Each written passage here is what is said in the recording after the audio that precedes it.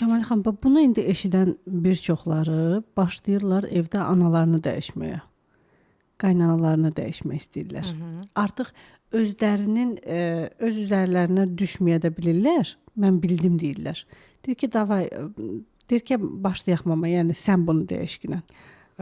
Mamaya təklif eləmək olar ki, sən dəyiş, amma sual yaranır da, mama dəyişmək istəyirmi? Çox vaxt istəmirlər. Çünki yaşlı nəsil bunu biraz qəbul eləmir. Bu nədir? Bu azad iradəyə giriş deməkdir.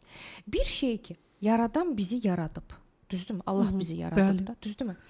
Və Allah belə bizim azad iradəmizə girmədiyi halda biz necə qaynanamızın və yaxud da anamızın azad iradəsinə girə bilərik? Kəmal xanım, necə yəni Allah bizim azad iradəmizə girmir? Yaşadıqlarımız bəs nə idi? Allah bizi əslində loru dillədirsə istədiyi kimi idarə edə bilər də, düzdürmü? Bəli. Amma idarə eləmir. Bizə nə verib? Şuur və şuuraltı verib. Bizə seçim verib.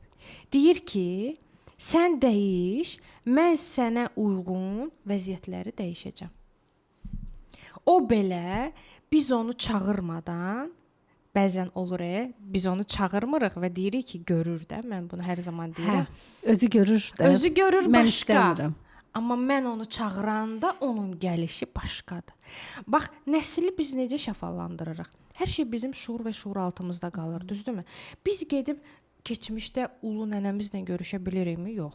Yəni kimisə bəlkə nənəsi rəhmətə gedib. Nənə elə bir şey eləyə bilər ki, deyə bilərsən ki, tamam, yəni o günahın mən bədəlini ödəyirəm də, düzdürmü? Amma bura şuur və şuuraltıya girdikdən sonra müəyyən bir bunun praktikaları var. Çox gözəl və möhtəşəm nəticə verən praktikalardır ki, nəsil lənətini qaldıracaq gücə sahib bir praktikalardır.